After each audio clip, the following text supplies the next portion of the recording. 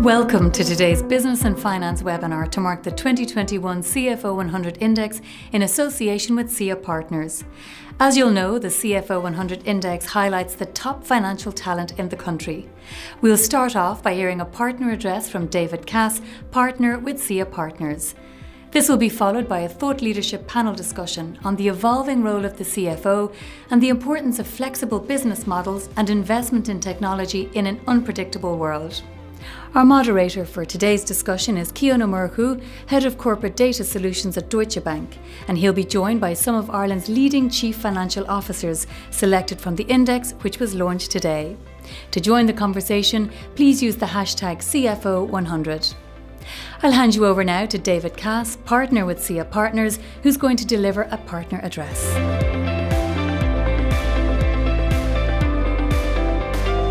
Thanks for that, Sarah.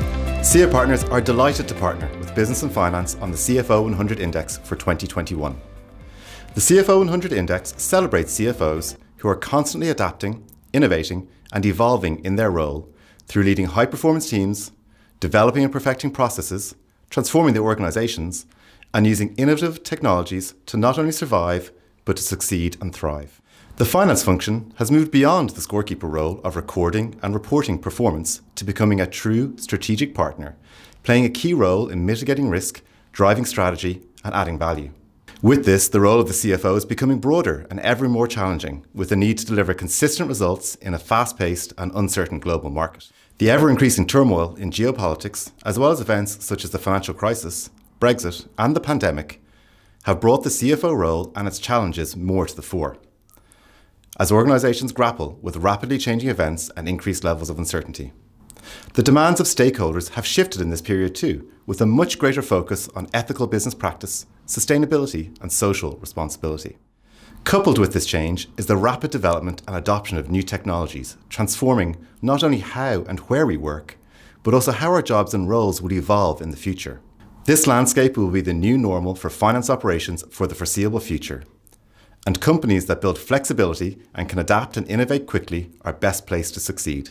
SIA Partners Ireland plays a leading role, partnering with CFOs in this changing environment, and has been helping to reduce complexity, costs, and deliver innovative solutions in finance functions in Ireland and the UK for over 15 years. So how are CFOs adapting and responding to these challenges? We have seen that CFO priority has moved beyond efficiency challenges, like growing at scale and reducing cost, to more existential needs to redefine and rework core business models. In some cases, just to survive, and in others, to quickly benefit from new opportunities. Streamline and cost-driven agendas have been replaced by strategies to enable maximum flexibility and agility. The CFO100 Index launched today is made up of companies with diverse backgrounds, but these challenges are like a perfect storm, with no industry left untouched by change. However, the impacts and responses differ greatly between industry.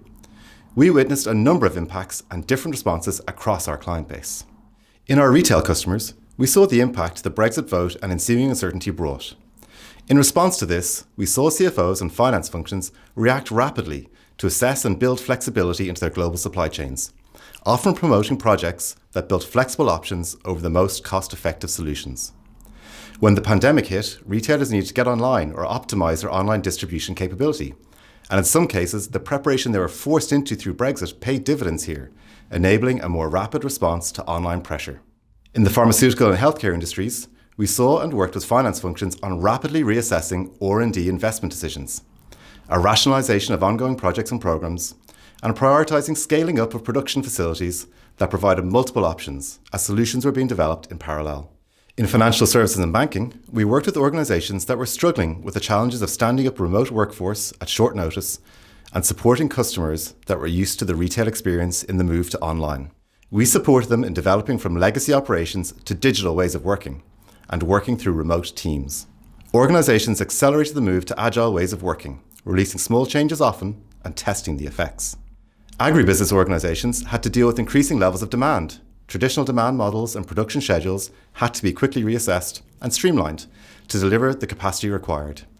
Here too, there were significant changes to supply chains, particularly moving away from the UK as a land bridge to Europe.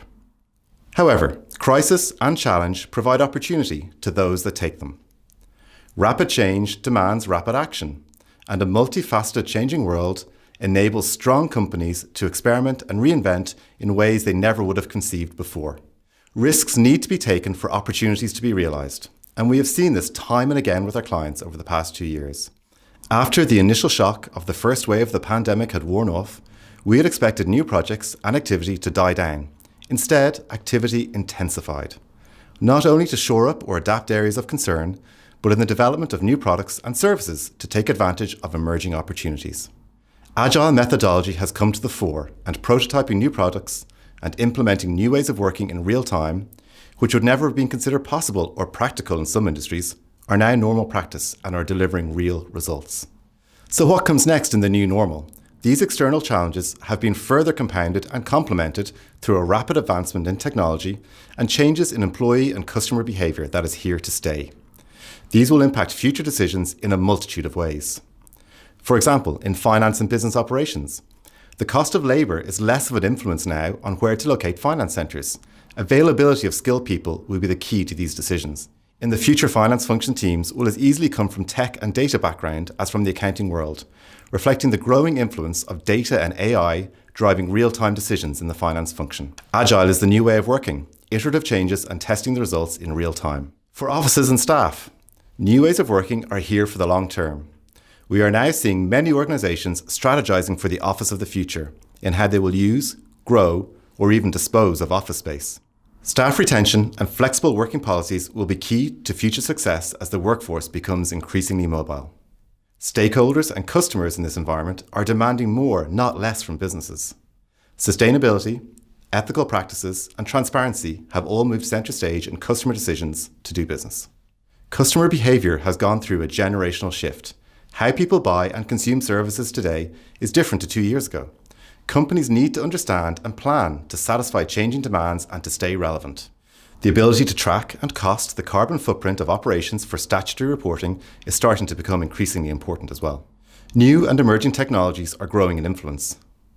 Blockchain, cryptocurrencies, NFT, and virtual worlds such as the metaverse are becoming more mainstream. Customers will expect more and more products and services in this space. More traditional businesses are starting to develop services and products to compete with born-on-the-internet challengers. At SIA Partners, we are a next-generation consulting firm and recognise the need to move to agile delivery and bring data and AI capability to the centre of our service from the beginning. We have invested in and grown 5 data and artificial intelligence centres of excellence globally. In delivering our service, we leverage this to bring a unique blend of digital, data, AI, and design capabilities, augmenting traditional consulting to deliver superior value and tangible results. We have also invested significantly in sustainability through our Consulting for Good programme that promotes projects positively impacting environmental, social and governance aims.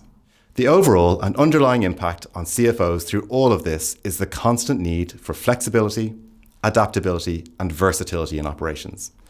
The shifting role of the CFO from scorekeeper to business partner has put them front and centre in driving strategy and enabling firms to benefit from new opportunities.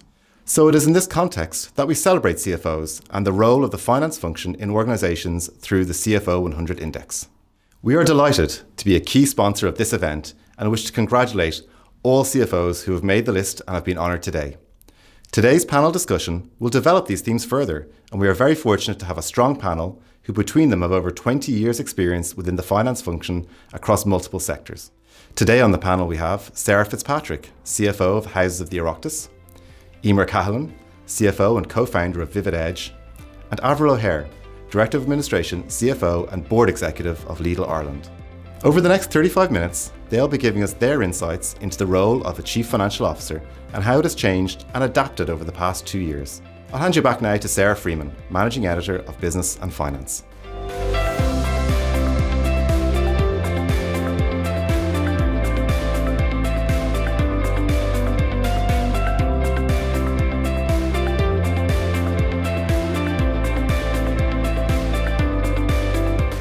Thanks, David, for a really insightful address. I think that gives a great context for the panel discussion. I'd like to welcome now our moderator, Cian O'Murchu, Head of Corporate Data Solutions, Deutsche Bank. Thank you, Sarah. For today's discussion, we'll focus on the evolving role of the CFO, the importance of flexible business models, and investment in technology in an unpredictable world, as we know it. We are very fortunate to have such a strong panel who between them have decades, I have to say, of experience in the financial sector. Over the next 30 minutes or so, they'll be giving us their insights into the role of the CFO and how it's changed and adapted over the past. By the end, hopefully all of you, our viewers, will be taking away one or two pieces of advice that you can incorporate into your own business. I'm delighted to be joined by our panel. Sarah Fitzpatrick, Chief Financial Officer, Houses of the Oireachtas, Emer Callan, Chief Financial Officer and co-founder of Vivid Edge, and Avril O'Hare, the Director of Administration, Chief Financial Officer and Board Executive at Lidl, notice the pronunciation, Ireland. Emer, would you mind kicking us off maybe with what are the key responsibilities of a CFO in 2021 and how has it changed over the recent times? Well, I think it's expanded enormously. So I think maybe 10 years ago, the role of the CSO was very much focused on, financial reporting and controls. Whereas I think now it's much broader. It's into risk management. It's into decision support. So it's very much more, I think, a partnership role with the CFO rather than a guardianship role. The analogy that I use is that, in the past, it was very much about looking backwards, whereas now it's much more about being in the driving seat of a car where, the rear view mirror is a much smaller piece of the picture than the windscreen through which you're looking. So I think it's about, taking for granted nearly, and you talked about investing in digitization and in IT, and I think that's a very important part of it. I think it's very much about having that investment done to have the routine almost taken for granted, and then it can be actually a much more creative role. And Avril, anything to add to that in your case? I think like one of the points is we've got a number of different perspectives here with the public and private sector. So very keen to get your perspective from your own organization as well in industry. Yeah, I totally agree with what Emer is saying. So I think we hear a lot in these conferences about, moving from the typical finance expert onto the business partner, onto the strategic partner, which is where ideally the role should be in 2021, 2022, moving into the future. I would see it as very much a role that should be driving innovation and looking at the business model as a whole in a corporation and coming up with innovative ideas on how to drive the entire business model forward. And that's why I think within the CFO role, you're so well placed to have that neutral perspective of the business overview and being able to pinpoint opportunities for that business model to grow. And talk a bit more about that neutral role. How is the CFO neutral and who are they bouncing off against in those type of situations? Well, I suppose when I look at my own role as CFO in Lidl Ireland and Northern Ireland, you can kind of look at it one way. I'm the only one that doesn't have skin in the game, so to speak. So you have your commercial director who will be looking after purchasing, and they will have a very targeted view there. You've got the operations director for us in a supermarket organization that will be looking at your stores and warehouses and how to progress that. Whereas your CFO in the middle, and they're looking at the finance, they're looking at the business models, and they're able to have that neutral perspective to say, okay, well, which is the correct strategy, because at the end of the day, you are not as invested in regards to the decisions. Of course, invested in terms of the business results, absolutely. But whether it's growing one area at the expense of the other, that's something that the CFO should be able to balance and make sure that all areas are growing together to fulfill the business objective or the shareholders' objective. And who just continuing on that theme, who would you say are then the key strategic partners or roles in the firm which then you're working with and potentially are working with you to ensure that their needs are actually met? Well, I suppose in every organization it's probably quite similar. It's whoever your shareholders are. I work for a private company, so obviously my shareholder is the person who owns the company, but also your managing director or chairman of the board, so that you're able to be their number two in regards to giving them advice in how to grow the business forward to the interest of all stakeholders as well, not just the chairman that I've mentioned or shareholders, but also the wider community, especially when we talk about topics such as CSR and diversity, which are growing ever more in importance. Excellent. And to try and sort of see the context between that's a private business in a specific sector, Sarah, being a CFO in the houses of the Oireachtas, could you give us just a bit of color around what that is as a role and you know, potentially how it differs in the public sector? Yeah, it's a very good question. I think a lot of what Emer and Avril have said actually resonate, even though it is the public sector rather than the private sector. I think additionally, though, there's kind of an increased need to understand the technology at CFO level, you know, to understand these are the tools. There are new and better tools available all the time, but it's understanding and challenging to match those with the business needs. So I think, you know, somebody could come along and demonstrate a tool for you and it's a fantastic tool, but does it actually do what you want it to do? And from the public sector perspective, that's arguably maybe more important because we have such regulation around how we procure those tools. I can't just go out and say, oh, that's an interesting tool, I think I will buy it and implement it, you know, I just make my business case. There's much more restriction about how we might procure those, rightly so, but you know, the reality of it is that it means that it takes us a little longer sometimes to work some of those tools into our strategy. I heard an expression somewhere quite recently where they said the procurement function commits the funding, but the finance function has to explain it. And I think that is, from a public sector perspective, it's probably the same actually, in fairness, in the private sector, but certainly from our perspective, we need to be very, very careful about that. So I think in terms of the role itself, be you in the private sector or be you in the public sector, I spent some time in the private sector before I moved into the civil service. And I think there's an awful lot in common. I think the changing role has been across the board. I don't think it matters whether you're in the private sector or the public sector. And I think Emer and Avril have both touched on that. It has changed in the last 10 years and probably will continue to change now apace as we move out of, and I hate to say it because we're all fed up hearing it, but in what will hopefully be a post-COVID world, the pace of the digital transformation that we've all experienced has jumped forward. Again, I read somewhere in another article recently that the impact of COVID was that it jumped our digital transformation forward about 3 years more quickly than it would have otherwise, because we all had to change. We had no choice. We had to just pivot to a remote working model. We had to pivot to taking some of the much loved paper out of our function and having people work in a much more virtual way. Even the conversation that we're having now over Zoom, and the conversation is, well, are we going to use Zoom, or are we going to use Teams, or are we going to use whatever other piece of software there is? So I think they're complementary. I think there's a lot to learn from both sides, be you public sector or private sector. I think I learn an awful lot from listening to CFOs in the private sector. And I'd like to think that sometimes I have something to add to those working in the private sector that they wouldn't have considered. Absolutely. And just sticking with your post-COVID comment, could you describe maybe what how you supported the organization in the last 2 years? I know you've mentioned things like working from home and moving off paper, but specifically around, you know, as a CFO, what type of things did you need to do to support the organization that were new and different? I mean, a lot of it, and it's probably no different than yourselves, but a lot of it was supporting the staff. Like a huge part of the changes that we've made in the last 2 years during COVID were about staff change management, because you know, the teams, all of the teams, I have salaries, procurement and finance are the functions that report to me, and those teams have been in effectively a continuous period of change for the last 2 years. They've been adapting, delivering new solutions.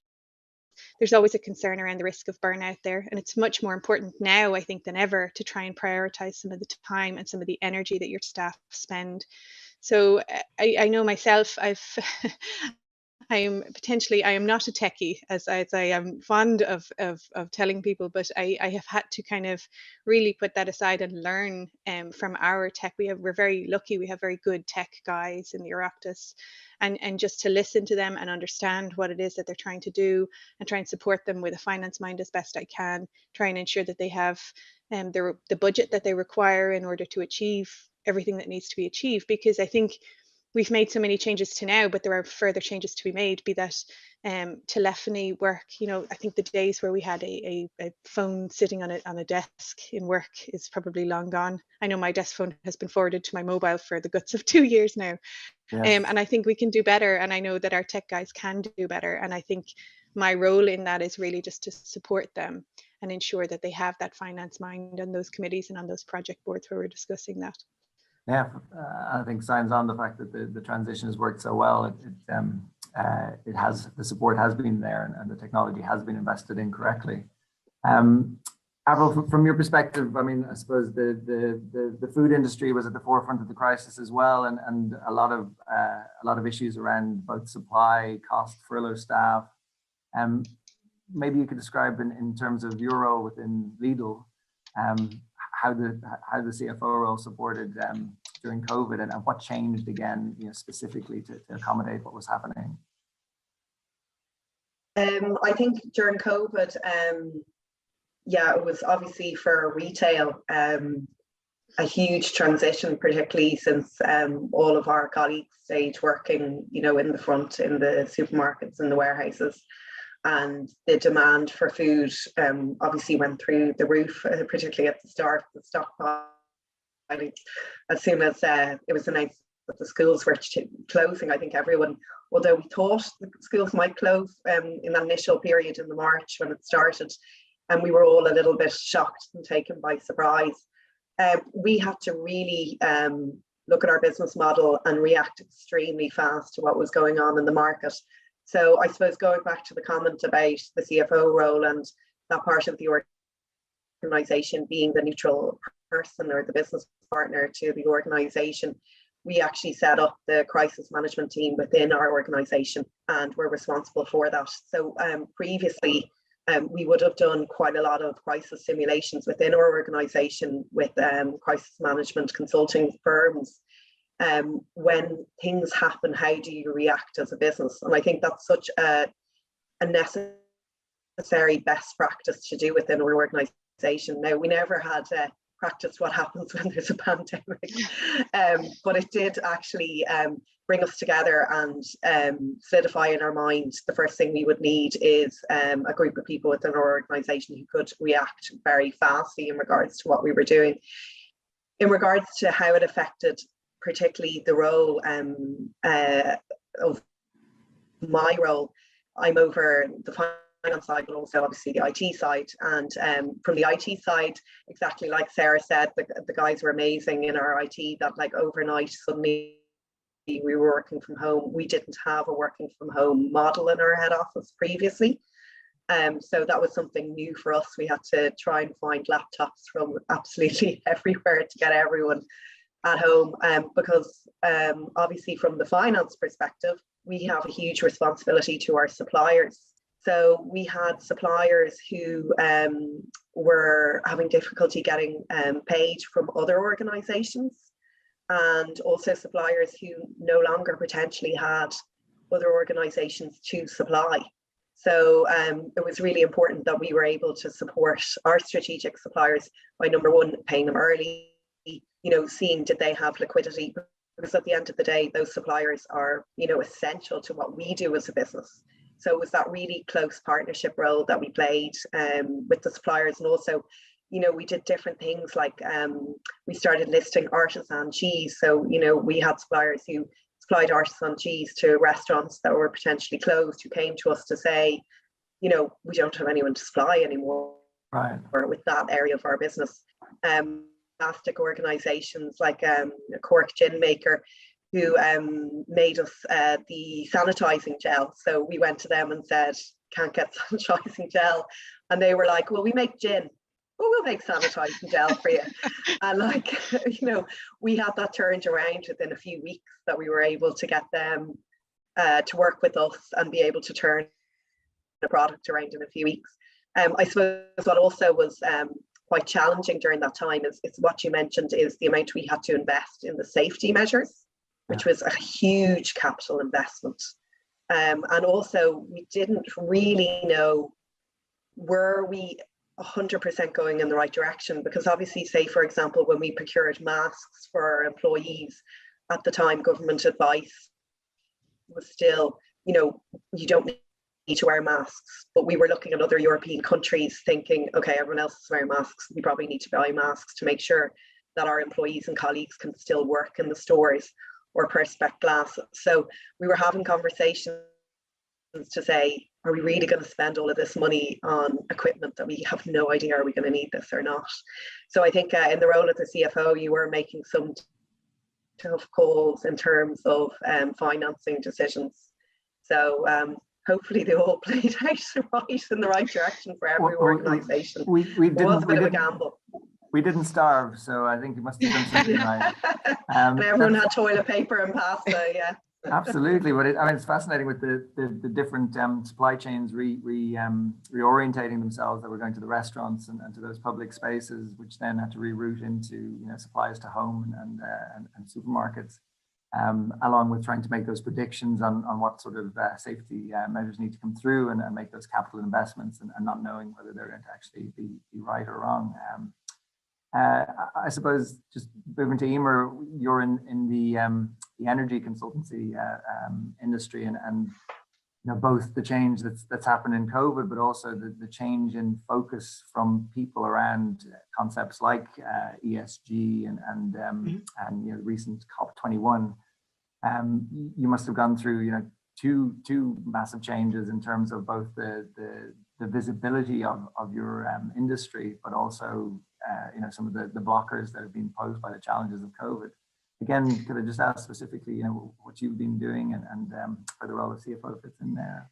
So yeah, it's been really interesting for us. So if anything, so my background was utility scale wind and solar, and I moved into the energy efficiency space. And it was kind of a hard sell. And to me, that's really surprising, because in a wind farm, you've got to develop the land, you've got to get your grid connection, you've got to make sure you've got a purchaser.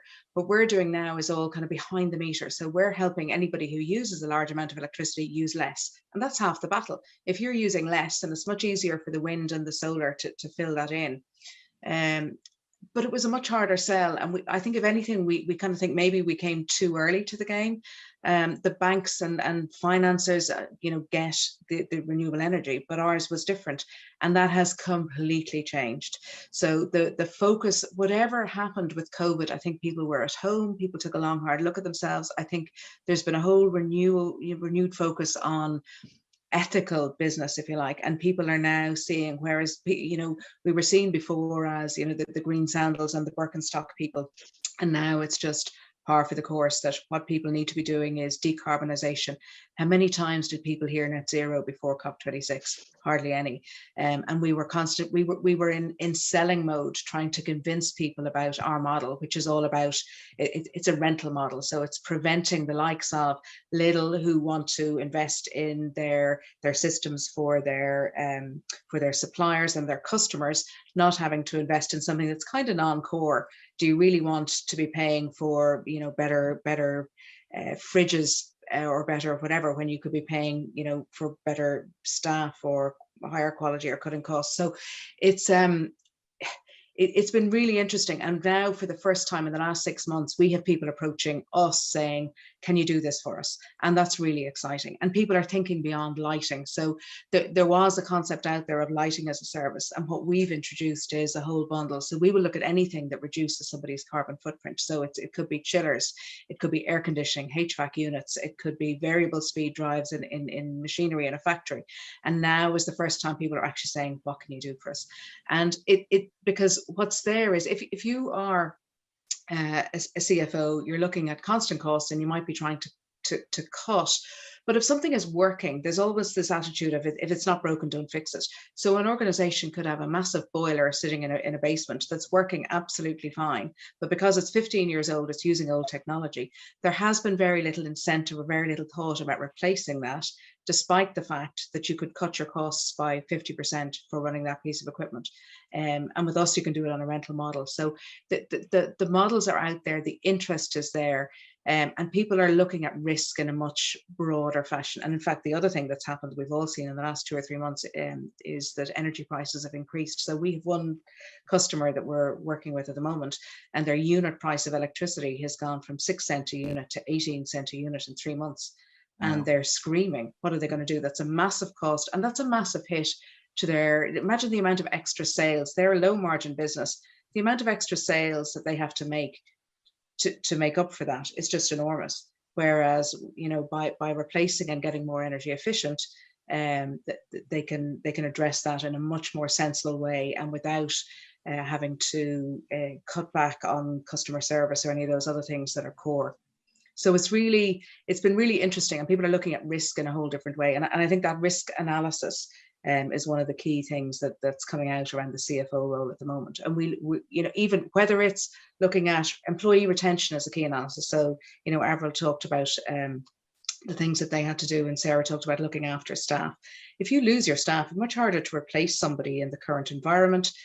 You've got the costs of them going, you've got the cost of recruitment, the cost of training somebody up when they're not at full speed, and it's much harder to integrate them into your culture, and much harder to pick up the phone to somebody and say, how do you do that again, than it is if you're sitting beside them. So if you can retain the staff you have, managing that, that's part of risk management. And to me, that's part of a CFO role. It's looking at how can we invest in keeping our staff happy and keeping them trained and challenged and rewarded. And I don't necessarily mean rewarded in cash, I mean rewarded in terms of growth and learning and all of that. And in the past, when things have got bad, the first things that have been cut are training and so on. And I think that's an absolute mistake. So it's great that in this environment, people are thinking in a much more holistic way. And can I ask, just so you're a founder and CFO, so you're obviously in all aspects of the company, right? You don't have a circle around that CFO responsibility. Mm-hmm. Do you foresee in the future needing to detach those responsibilities, or would you maintain that link that you have?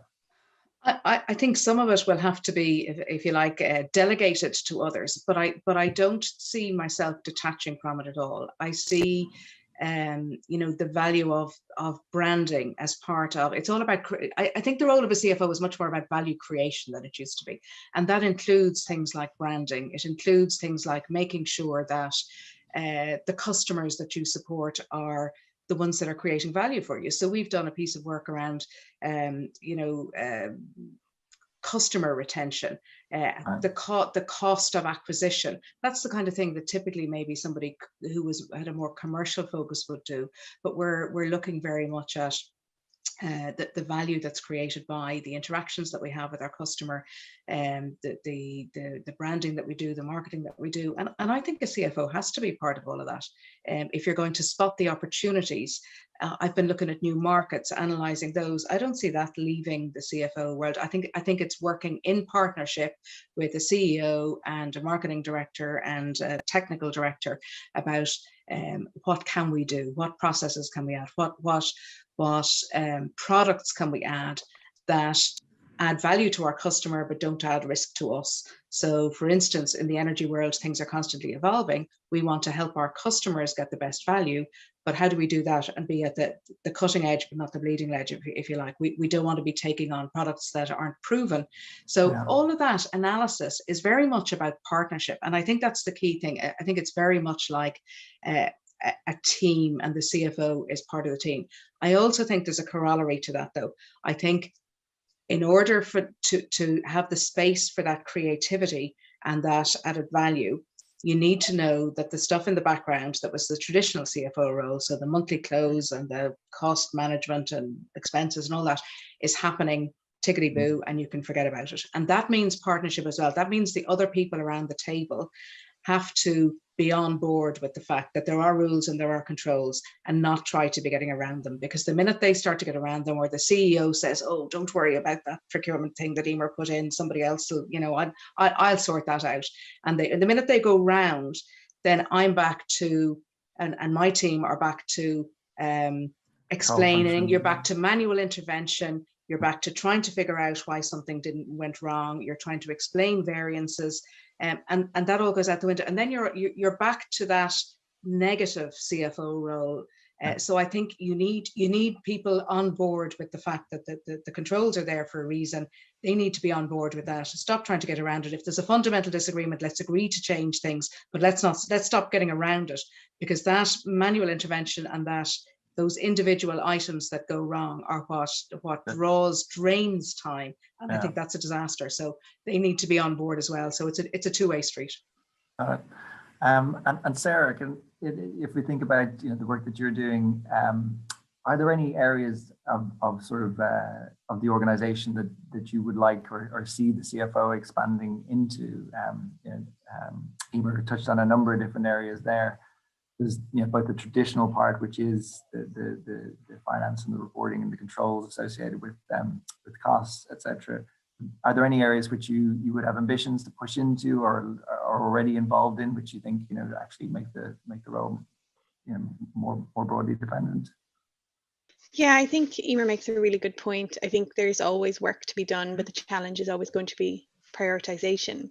You need to be able to support strategic decision making, but you just need to ensure that all of the traditional gatekeeper responsibilities, the voice of caution piece, and as you say, the monthly close, everything is just happening tickety boo, as you said, Emer, which is an expression I haven't heard in a while. But I think, I think Ian, the importance is that it's learning what you can spend your time doing. It's learning to prioritize that time. It's understanding that, yes, you can get involved in every part of the business, and that's always very interesting. And you probably have something to add in some way across the functions, but it's being able to try and delegate those responsibilities. It's being able to try and prioritize that stuff. I think that focus is always changing. I think right now, we already talked about a lot of the tech, but I think there's also there's going to be a bit of a focus on HR, on that future of work piece, on retaining your staff. As Emer said, it's not about necessarily cash reward, but ensuring that your staff are rewarded in other ways, be that with training or development or understanding the challenges that they might be facing and learning how to coach them to overcome those challenges, tailoring their role where necessary, and just retaining the staff that you have rather than trying to recruit back in new staff and help them to understand it, because I'm sure we've all experienced onboarding staff in this remote environment, and it's very difficult. Like it works, but it takes an awful lot more work out of the entirety of the team than would otherwise be the case. So again, I think I keep saying we're very lucky in the Oireachtas with our strong people, but we do have a very strong HR function, a really strong HR team. And they're creative and they think about solutions all of the time, and they're interested in, well, how best can we, okay, this staff member might be becoming unhappy. Is there another way that we can utilize that staff member? Is there another area that they might be interested in moving into? Is there another staff member that might be interested in moving into that area? And being creative with those solutions, I think. And I think the CFO, the CFO role, realistically, as I said, you do have something to add potentially to all of the functions. It's just understanding which is the most important place that you can put your energies at any given time, and be that tech, be that sometimes risk. And we have a chief risk officer, so in this role, in this CFO role, I have less input into risk than perhaps I would, but it's still there. You know what I mean? You still need to be understanding financial risks. You still need to be inputting into those. You still need to be identifying those. And sometimes it's just spending the time and being involved with the various committees to understand where those risks might be emerging from, and to engage with your chief risk officer to see how you might be able to assist them in mitigating against some of those risks. I think it's a period of great change. I'm full of the whatever the, I'm trying to think of the word where I'm saying all of the words that are the buzzwords at the moment, the post-COVID world and this period of change. But I think they're buzzwords and they're overused for a really good reason. I think that is the reality of it, is that our HR, our tech, our risk, all of that stuff is increasingly important and will continue to be, and you do need to ensure that all of the traditional finance function is working away in the background, and be that having the best people, the best in class system, that you minimize the amount of manual intervention that's required, that it can just tick along, that that those reports are going to produce themselves at the end of each month, that you can rely on that system and you can rely on those people to do that work.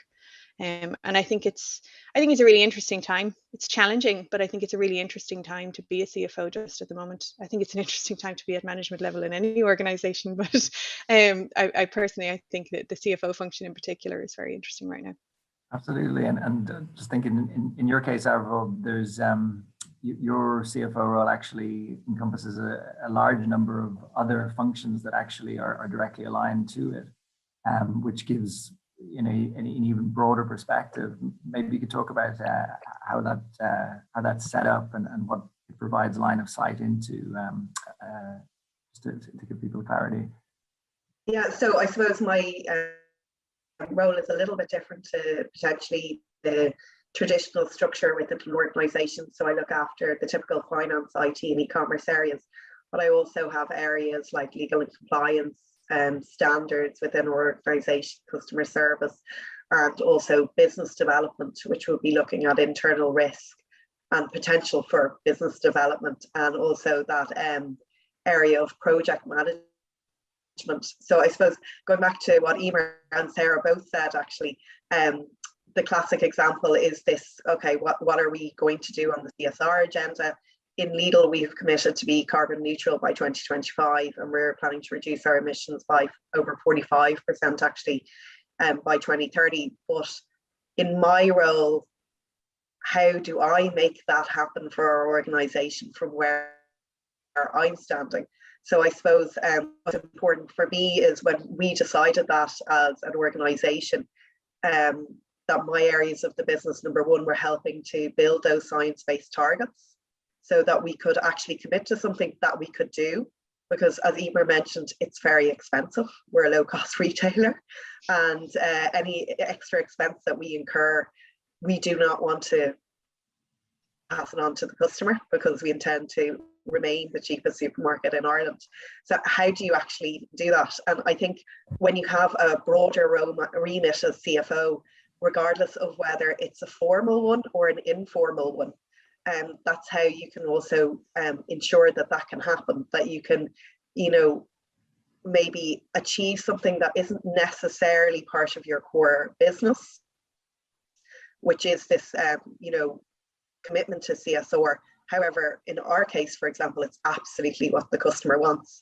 And for me then to be able to help achieve that from my perspective is that I have that really good overview of what's going on in the entire company from a project management perspective. So I also know what other things are going on within the organization and which will we actually prioritize for the next 5 years, so that we stay investing our finances in the areas that really matter, and that you can see that already on a project management level when the projects are coming through in their infancy, that you say, okay, guys, yeah, this is totally aligned with our strategy. Hang on, this isn't. And I think that comes back to that CFO role of being that neutral partner to say, are we still staying aligned to our core strategy that we have decided upon? And is our financial investment and our resources going in the right direction and being pumped into the right areas of the business? Yeah, it just, I suppose it makes it that broader and gives visibility as well on what's coming upstream, particularly through that project visibility. It's quite an interesting setup, maybe a bit unique. We're running out of time, unfortunately, but I wanted to try and ask one quick question for the road. It's probably one that could take a half an hour to answer, but looking for you know, maybe 30 seconds on how each of you see the CFO function evolving in the next 12 months. To round out, maybe back to you, Sarah. I'm not giving you too much time to think. No, me on the spot. I think, you know, in the next 12 months, I think we've all touched on the reality of what the importance is going to be. It is going to be in those areas of HR, of tech development, of understanding the efficiency, of supporting that strategic direction. And I think, you know, they are truisms. They might be commonalities, but they are truisms in that, you know, it really doesn't matter whether you're in the cheapest supermarket in Ireland or whether you're driving energy efficiency or whether you're supporting the parliamentary function. We're all looking for efficiency because the cost of everything has increased so dramatically across the board that in order to try and achieve value for money, we are all going to be looking to try and drive that efficiency forward without any sacrifice on the part of the functions that we're providing. Efficiencies, right? I'm taking that as my main takeaway. Avril, over to you, 30 seconds. Yeah, I think definitely echo what's just been said there. Drive the efficiency forward so we can invest in things like the CSR agenda, like investing in our people. I totally agree with the comments about retaining people. But I also think it will be necessary to look back. So I don't think everything that has been implemented in organizations during the COVID pandemic made sense. I think we did it because we had to do it. So even going back to digitalization, did we digitalize for the sake of digitalization? Do we have the best products? Do we have the best collaboration models? We implemented everything so fast, I wouldn't be convinced. So I think there's a big review piece there as well. That's really interesting. Yeah, go back and check what you did at pace is fit for purpose. Emer, to round us off. Very little I can add to that. I completely agree with Avril. I'm a huge proponent of the lessons learned piece. And I think the hardest part about that then is remembering to take the piece of paper out the next time round and say, what did we learn? It's very easy to do the lessons learned and say, that's great. And in a year's time, you've forgotten. But when the next problem comes on, you need to take out that piece of paper and say, okay, let's not make the same mistakes again. Very much agree with the others. It's about, I think the people piece, the value creation is really important. So I think the CFO role is evolving even into a kind of a chief strategist role, that's a partner to everybody, and I think that's my key takeaway. Thank you very much. So efficiency is looking back and evolving into strategy. Thank you very much for your time. Much appreciated, Sarah, Emer, Avril, and I'll hand back now to you, Sarah Freeman.